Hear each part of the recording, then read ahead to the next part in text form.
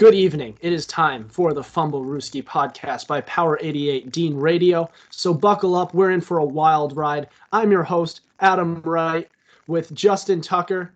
Brian is out tonight, so it's just the two of us. So we have lots of off-season stuff to get into, lots of exciting stuff. But first things first, we have some tragic news from this past Monday.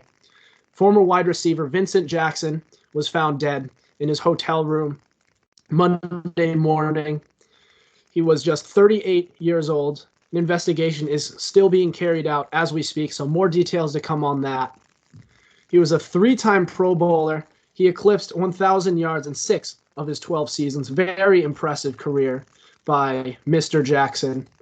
He made the AFC Championship in 2006 and had several other competitive years with the San Diego Chargers, with the likes of Rivers, Antonio Gates, and LaDainian Tomlinson being his teammates. So he had some very good years in his early career. Very privileged career to start.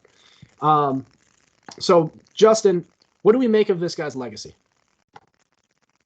Before I start talking about his legacy, first off, my condolences go out to Vincent Jackson's family. 38 years old is way too young to leave this earth, so my thoughts and prayers go out to them. Now, about his legacy, I think he's had a very, very good career. I wouldn't say Hall of Fame worthy, but I think a very underrated career when you look at the numbers overall. He had some great years at the tail end of San Diego, and then at the beginning years of Tampa Bay.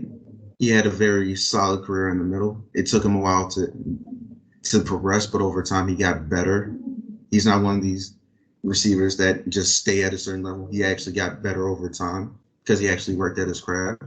So I believe he was a very good receiver of his time, a solid number one, and overall a very good player. May not be Hall of Fame worthy, but great overall. Yeah. So this is a guy whose career, when you look at his statistics and look at his name, he's extremely underrated. Yeah, he may not necessarily have been Hall of Fame caliber, but he was still one of the premier receivers of his time in the league. He started off in he had very competitive years in San Diego, and he finished his career racking up statistics in Tampa Bay. Now, I know that's kind of the Tampa Bay is sort of the place where players go and kind of get forgotten. But I think what we fail to realize is in Tampa Bay he was putting up statistics as well, and he was having very good seasons. Overall, an amazing career. And also a great person. I mean, if you look at his contributions, he contributed to Play 60 for the NFL. He came back to speak for high schools. He got into a little bit of trouble, I know, back I believe in 2012. When it was a small thing, just drove with a suspended license, nothing too serious. I think he was suspended a few games, but other than that, he was a great person. So it's really sad to see a man like this go. Great career, and a great person as well. So thoughts and prayers out to the Jackson family, all family and loved ones that were close to him and still are now. It's really sad. You know, there's players in the league right now who are playing at 38. So just to think about that is just so young of a time to go out. So rest in peace, Vincent Jackson. Thoughts and prayers to your family. You will be deeply missed. All right. So we're going to get into some off-season coverage. So first we're going to start with the latest thing going on, and that is that J.J. Watt, who has been one of the premier defensive players in the league ever since he was drafted, really, on the Houston Texans, requested a release, and the two sides between him and the team, they mutually agreed to part ways. He was officially released on Friday afternoon. Players around the league have been making an effort to recruit him, and it's been really crazy. Like everybody around the league, players, superstars alike, everywhere, have been all over Twitter. Former players, media members, fans just scrambling to try and recruit this guy because he is a real special talent. So there's reportedly over a dozen teams interested, and I think that's an understatement, to be honest. So Justin, where do you see J.J. Watt ending up this offseason? If I'm being realistic, I can see him going to Green Bay. They run a 3-4 defense. He can fit into their scheme. He's played in a 3-4 most of his career, if not all of it. They have a good defense up in Green Bay, and they have title contention up there. They have the talent and the resources around him in order for him to be a title contender, and hopefully he'll be able to give them the edge to make it past the NFC Championship game and hopefully to a Super Bowl. But forget all of that. Please come to our team. Please come to the Baltimore Ravens, J.J. Watt. Come on. Come on, just join our defense. You already know our defense is locked down. Just come to us. He can fit right in. He can play in your dreams, Justin. Listen, let me dream. We run a 3-4. He can fit into our defense just well. If he can get us 7 to 8 sacks, you'll hear no complaints out of us. Just help our defense be competitive and keep the offenses around 21 points. If you can do that, we can win most of these games out here. If I'm being realistic, I see Green Bay. If I'm being a fan, I want him to be in Baltimore. Let's go. Come on now, JJ. You know what's right. Ravens Nation, join the flock. My God. He has the same chance of being a New England Patriot that he does of Baltimore Raven. No, he doesn't. That is virtually zero. Maybe a little bit, but you get the point. I don't see it. It's probably going to be. I think Green Bay. I liked your first take. I liked your first take a lot better. Green Bay. Love both. Both of them? Wow. He can only go to one. Maybe at the end of his career. He'll be like, it's Green Bay. Green Bay? That's a solid choice. Okay. So I think you see them going. All right. So there's a lot of good fits I see working out. There's Buffalo, Tennessee, Green Bay even. I think and I think those all make sense. But I think what's really going to work and what's I think is going to happen is he's been closely linked to his brother. And those two, are really close, him and T.J. Watt over in Pittsburgh. And the Steelers' defense is already elite as is. That defense is stacked to the brim. And I think if you add J.J. Watt on the edge to give this dynamic duo between these two brothers, one Watt brother coming from one end, the other coming from another end, I think that would easily create in my opinion, one of the greatest defenses, if not the greatest defense, in the past 2 decades. I think it could easily rival in a different way, it has potential to rival the Denver Broncos in 2015, and I think it comes close to the 2000 Ravens defense. Oh God! Stop it! Back in those days. Would you? I think it has the potential to. It has the potential to. They have the personnel to do it. Listen, they don't have a game-changer linebacker called Ray Lewis. Let's just stop it right there. They don't have a Hall of Fame member in their secondary called Rod Wilson. Stop it, Woodson. Stop it. You can have the 2015 Their secondary is not as strong, but the edge rushers would make up for it. 100%. They, like I said, in different ways, it would be effective, right? It would be from their pass rush. All right. But I mean, I really do see, and if he does come to Pittsburgh, I see a lot of similarities to the 2015 Broncos team. All right. They have an elite defense. They have a good offense surrounding their aging quarterback. I think this all follows the 2015 Broncos. Now, whether or not that actually pans out remains to be seen. Like I said, this has the potential to work out this way, but it definitely has the formula of a 2015 Broncos team or a 2000 Ravens team, where their offense is good enough to manage to not turn the ball over enough and win games on defense. Because that defense is already elite, but add one of the premier defensive players in the game to an already elite defense, and you have trouble. That's going to be, just think about it. Listen, I know what you're doing here. You chose the Steelers just to piss me off. I see what you're doing, and it's working. You know I'm a diehard Ravens fan, and you chose J.J. Watt to go to the Steelers, and you just to irritate me, and you're using that convenient excuse. Oh, he must have played with his brother. I could care less if he's my brother.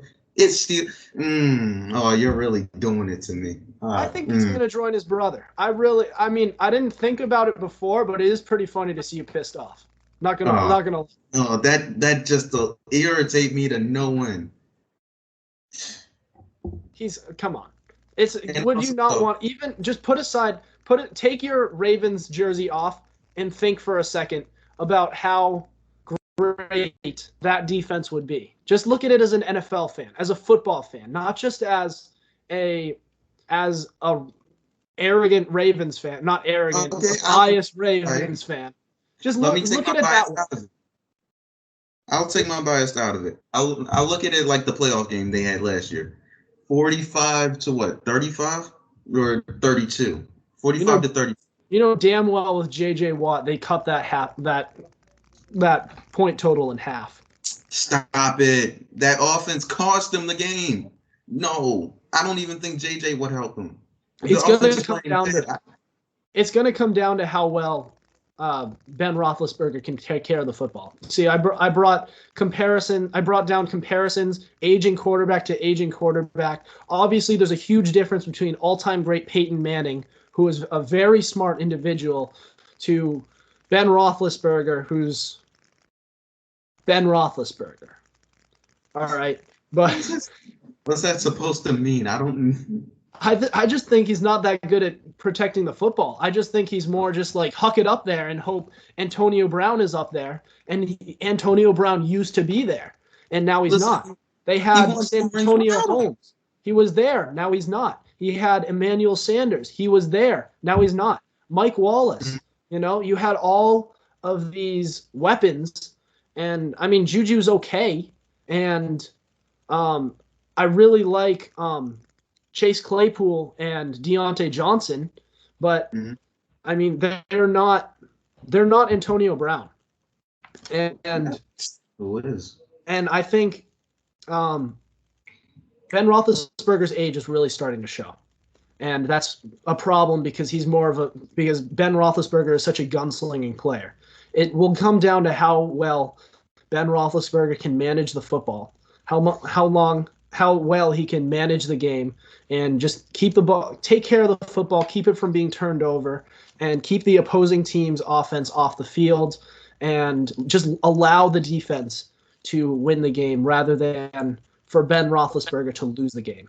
Even though I still think Ben Roethlisberger at this point in his career is better than Peyton Manning was at his end point in his career. Can we at least agree on that? Ben Roethlisberger's better. So they have some advantages over the 15 Broncos that I disagree. That the Broncos don't have.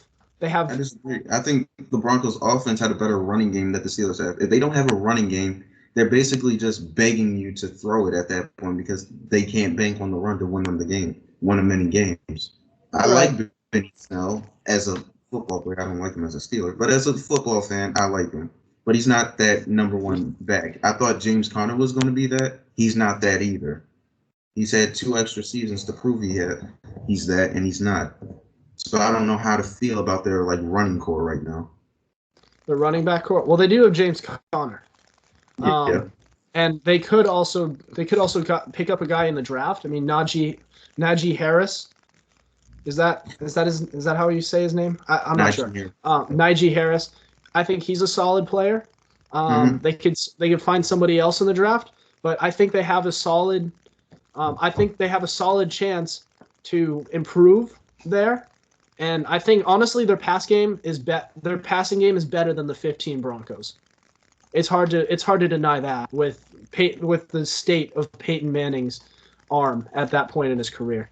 I know there were some games where he had Brock Osweiler in there who was able to pump some energy a little bit, but there's only so much that Brock Osweiler can do. Yeah. So I don't know. I just see him as a Steeler, and I think the world just feels so right when the Steelers are driven by their defense and they're just trying to manage the game. It just gives me a 70s Steelers feel, Yeah. Doesn't it feel a little bit like, wouldn't that be cool, at least? No, it wouldn't. I think it would. You think it would? Yeah, I don't think it's cool because we got to face them twice a year and maybe a third time. All right. So we'll agree to disagree here. All right. So let's move on. We go from the hottest topic the most recent topic in J.J. Watt to his teammate, who is the hottest topic of the offseason, Deshaun Watson, his former teammate. All right. They're about to both leave. But Deshaun Watson has been involved in several trade rumors surrounding the entire league since requesting a trade. It's been absolutely crazy. All right. And it's all linked to these players to these teams for stupid reasons. Okay. Like, the Dolphins have been linked to him in rumors simply for the fact that they've gotten pictures of the players. Now, there's other reasons why the Dolphins are involved. There's that's a pretty popular belief that he could be on the Dolphins, but that's just kind of the mayhem that is the trade rumors surrounding Deshaun Watson. Even an ex-GM from the Jets, he suggested that the Cowboys would be a fit for a sign and trade. A reporter for the Miami Herald suggested the Jets and Dolphins would be his top choices. There were the Broncos and 49ers rumored in the Watson sweepstakes as well. So basically, in a nutshell, your guess is as good as mine when it comes to where Deshaun Watson will go. I mean, seriously, he could go to any one of these teams. He could go to a team that I'm not even mentioning. So he's rumored with practically almost the entire league. So basically, since it's hard to really guess where he's going to go, why don't we talk about what team rumored with Deshaun Watson would be the best fit? Where do we feel he should go? All right, Justin, where do you think he should go? To be honest, if I'm Deshaun Watson, the one place I would like to go to really expand my game and to show like I can be a big time quarterback and be a franchise quarterback for a team that wants me, it's actually in the Bay, San Francisco. The 49ers, I believe, have everything you need for a starting quarterback to be successful. They have a amazing run game to the point where you just need just any type of running back, and it schemes the running back to have like gigantic size holes because of the scheme, and because they have Trent Williams on the left side, Mike McGlinchey on the right side, and linemen that do their jobs properly. So of course you're going to have like 100-yard rushers like it's nothing. And so having a running back by committee is good in that sense. Deebo Samuels and Brandon Ayuk are good caliber wide receivers. George Kittle still might be the best tight end in the game if he can stay healthy. Because when he's healthy, oh boy, he's a load. Oh my goodness. And that 49ers defense, still pretty good, all things considered. So if they still want to compete, I believe Deshaun Watson would be the thing for them to go to. Because the NFC West is pretty stacked at quarterback now. There could be an argument made that Jimmy G is the fourth best quarterback in that division now, because Matthew Stafford, Russell Wilson, and Kyler Murray are the other three quarterbacks in that division. So if I'm Kyle Shanahan, if I am not absolutely sure Jimmy G is our guy, I'm trading him and a number of picks away to Houston, and I'm trying to grab Deshaun Watson to come to San Francisco. That's a good one. They go all in at that point. They have a good young roster. They're bringing in a good young quarterback. That's a good, and I think you bring up a good point by saying, Deshaun Watson, if they don't bring in Deshaun Watson, they'll probably have to commit to Jimmy Garoppolo. And at that point, if you look at how their division rivals are kind of getting better, and now they might even have Jimmy Garoppolo might be the worst starting quarterback in their division. That becomes a problem. So they may want to go all in. I think that's a fit, but I think one of my personal favorites for Deshaun Watson would be the Miami Dolphins. Now, this is a team that has a good pass-catching corps with Devontae Parker and Mike Gesicki. I think they have a good offensive line, kind of sort of in the middle, might need a little bit of improvement. And that pass-catching corps I was talking about, I think it's very good. They probably would need some improvement there, maybe a number 2 behind Devontae Parker. I think they're set at tight end. I think Mike Gesicki and Devontae Parker, when given a Deshaun Watson, will elevate their game, and they'll be much better. They could be easily number 1s. So my only focus here for the Miami Dolphins, if I'm getting Deshaun Watson, is they get a number 2 receiver. They get a little bit of improvement on the offensive line. That defense is great. They built it through free agency and through trades. It looks awesome, and it's bound to get better. And not only that, I just think Deshaun Watson would look great in Miami colors. There's just something about him, just thinking about him in a Miami Dolphins uniform, that just looks badass, and I just love it. Like, I just want to see him in. I just think and for a franchise like Miami, I just think that's a great fit for him. He's going down south. He's staying down south. All around, I just really like it. The Miami Dolphins, they have the assets to do it. They just need to be able to pull the trigger and kind of go all in for these next few years. But overall, I think the only issue with that would be the Buffalo Bills, who are in their division. But I think add this guy onto this roster, and they're elevated to about damn near the same level as the Buffalo Bills. They certainly have a better defense. That offense may not be quite as electric, not quite the options that Buffalo does, but I think they stack up right with them, and I think that's better. That's better competition to face than going into the stacked division of the 49ers are in the NFC West. I think it makes things a lot harder for San Francisco. And I just think it would be less competition there. So bottom line is, after a few pieces would be added, I think Miami would be a good fit, and they could be they definitely be in the mix to win the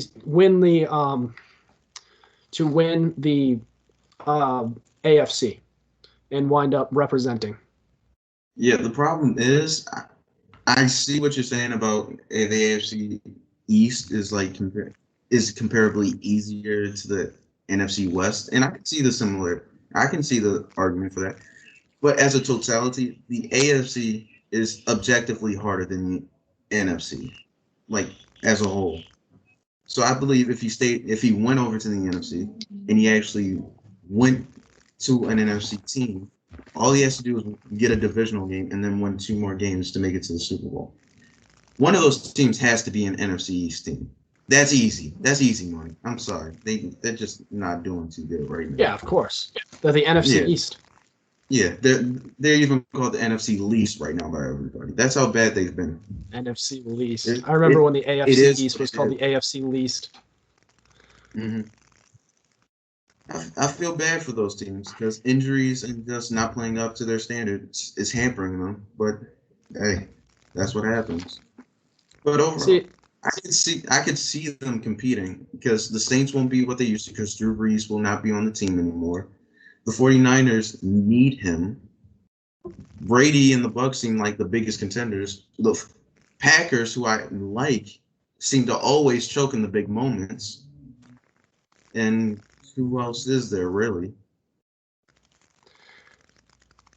I mean, I think the AFC is only tougher because of Kansas City. And I just think Kansas City's bound to regress after last season. What happened? I disagree. Who else is a Buffalo? Buffalo in their own division is a tough matchup. Right, I think Buffalo's competition, but I think they stack right up against them if they get Deshaun Watson. Even when they were a playoff team, when they went up against Baltimore, they got killed. So I'm not like I'm like iffy about him against Baltimore, even if on a team like Miami. I think Browns are subjectively better than most of the teams in the NFC. So like I can name like 4 or 5 teams that are better, and I can make a case for other teams that are going to get better in the future, like Oakland and the Chargers. So it's like I don't know how I feel about the NFC because some of their records look good on paper, but overall they just seem like beatable. And that's why I'm like, if I'm Deshaun, I kind of want to go over there. And I think he's the perfect fit for that Shanahan offense. He would be very. I do like I said. I do agree with you on that. I think he would be I think he would be a good fit in San Francisco. I just think that division gets extremely tough, and there's no guarantee they even make it out of their division. And I think the NFC is as a whole is a lot tougher than you give it credit for. You know, the Tampa Bay Buccaneers are coming off a lot of momentum as well. You failed to mention them. They're bound to only play better. That team seems to ride off of momentum. Sure, the Saints are going to regress a little bit, but a lot. But also look at Tampa Bay. They're gonna rise up even more. Green Bay is still up there as a team that might be bound to regress a little bit, but they still have Aaron Rodgers. They still have an elite offense, and they still have a very good defense. All right, so just sorry about that, folks. Technical difficulty. We're going to pick up right where we left off at our last take, which was talking about where Deshaun Watson should go. So what I was basically saying is to argue against Justin's take that he should go to San Francisco is basically that I think the NFC is a lot tougher than you give it credit for. You might be right. You can make a case that the AFC is a little tougher, but I think the NFC is near a lot closer than you think. And I think when it comes down to it, I think when you're comparing, you look at their divisions, which is the closest competition they're going to get. They face all of the teams in that division twice. All right, so that's going to make it a lot tougher. You know, and as I was trying to say it before we experienced some difficulties, it basically is that when you look at Green Bay, they're bound to stay good at the very least. And there's a couple teams you can look at in that division who could be good as well. such as the Chicago Bears, depending on who they add at quarterback. I think they have a good surrounding roster, good defense, some good pass catchers. You look at Minnesota, they have a great roster. I think the issue with them is their quarterback is a little mediocre. But I think if you look at the rest of that roster and their roster as a whole, they can be a competitive team. So look at the whole NFC East, the entire NFC. I think they're a lot more competitive to give them credit for. And this is a team that I think will obviously be competitive. They could be in championship contention, but I think if you look at it, I think you just look at their closest competition, and I think, and I hate to say this as a Patriots fan, but if he goes to Miami, he could have 2 wins against the New England Patriots and against the Jets. All right. So do you think you're going to start off 4-0 with those teams? I think it very easily, and I think they could easily take a game against Buffalo, and then facing the rest of the AFC, I think they can win enough games to be in contention for the AFC East, and also to be in contention to represent in Super Bowl 56 next year. And I believe it's a real possibility. I think it might be a little easier of a path just because of the divisions. If you look at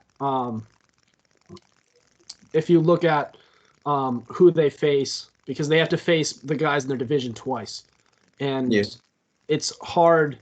It's going to be hard to beat the Rams twice, the Seahawks twice. All right. So that's going to be a really tough division. Yeah. I see your point.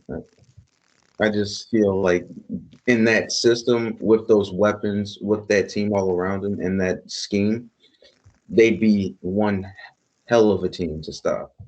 They'd be hard. I agree. They'd be electric, and I think that its surrounding offense is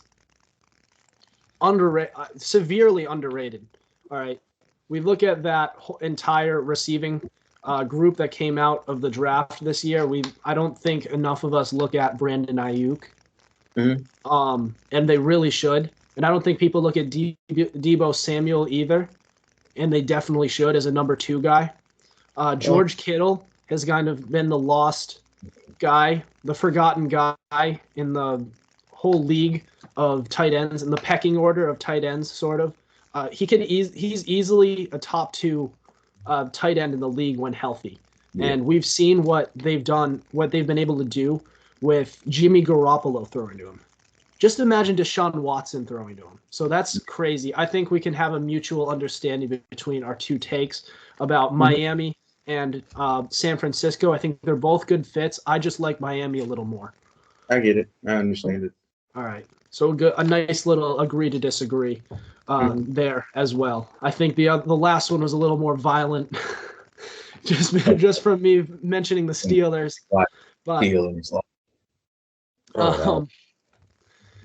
So moving on, Carson Wentz a few weeks ago, we all know he's rumored to be traded, and actually not even rumored, he's most likely going to be traded in the coming weeks. But to add on to that, there's a report coming out that Zach Ertz is now believed to also be dealt away, or at least released, and he could easily be added in to in a package deal with Carson Wentz. The Eagles previously stated, now this is really interesting because the Eagles previously stated they wanted a similar return to the Matthew Stafford deal, that return, if they trade away Carson Wentz. So there's a strong possibility they could be including Zach Ertz in order to get closer to that return. Now, I think we can both agree, even with Zach Ertz, that trade just doesn't fetch anywhere near what Stafford got. That's just, I think what Stafford got was overpriced as is. But I think it's worth asking. So where do you believe, Justin, the pair will end up if they are traded together in a package? If there's one place I do believe they'll end up, and if they do get traded, one place I do believe is that will take a flyer on them. Chicago's a playoff caliber team. They made it as a fringe playoff team last year. Backed their way into it, granted, but they still made the playoffs. Their defense is very solid, not like their 2018 season, but still solid nonetheless. I think it's become poignantly clear that Mitchell Trubisky is not the franchise quarterback. I think it's clear that he cannot lead this team in the playoffs because in the playoffs, he ain't like that. He really ain't. He may be able to win you one playoff game, but do you really trust him against Brady? Do you really trust him against Rodgers? No. I don't think he can go point for point with those guys. So I feel like if it's a trade and if it's a quarterback that really interests them, like a Carson Wentz, and they can get Zach Ertz out of it, I believe they could go for a first and a fourth and trade and get Carson Wentz and Zach Ertz to add to that offense. Because I believe Matt Nagy will then open up the offense to Carson Wentz because I believe Carson Wentz is a better quarterback and is able to do more things than Mitchell Trubisky can. So I believe if he's able to do that, then I think the sky's the limit for the Chicago Bears. Right. That is a team, the Chicago Bears, and this has been a thing a couple of years now where the Chicago Bears are they have a great surrounding roster, and they've never really had that quarterback who can fully achieve tap in on the potential that they have. That defense has been elite for a few years. That they have some very good pass catchers with Allen Robinson. They have that other kid. I'm blanking on his name, who's number 11. Mooney. Mooney, yes, he's a very solid player, and they also have Jimmy Graham still, who's a viable option. They have a very good running back who is on the rise in David Montgomery. That offensive line might need some help, but other than that, if they just get a quarterback, that team is in contention. They easily rival the Green Bay Packers as they once did once upon a time. And I think they're better than the Vikings as well, obviously, as they were this past year. But this is that's a good fit. What I think is the better fit, and I'm going to go into the AFC with this guy too, with these two as well as I have with my past other takes in our previous segments with Deshaun Watson and J.J. Watt. I think Zach Ertz and Carson Wentz are best fit in Indianapolis or New England. And here's why. Both need a quarterback. New England also needs a pass catcher. I think Zach Ertz would be perfect in the scheme that Bill Belichick has. He loves tight ends in his system. They get the quarterback that they need. He has a similar play style plus a little bit of mobility to Tom Brady. So I think he would work a lot better with Tom Brady with Bill Belichick than Cam Newton did in recent years. So I don't think Indianapolis necessarily needs Ertz, but add him into that core of pass catchers with that new kid Pittman, with Mo Ali Cox and Jack Doyle and T.Y. Hilton. You have and that defense as well. You have an electric offense led by Carson Wentz, and you have just a well-rounded team to go along with that defense, and they could be contenders in the AFC. So that's a destination. that's a destination that I feel would probably be the best fit.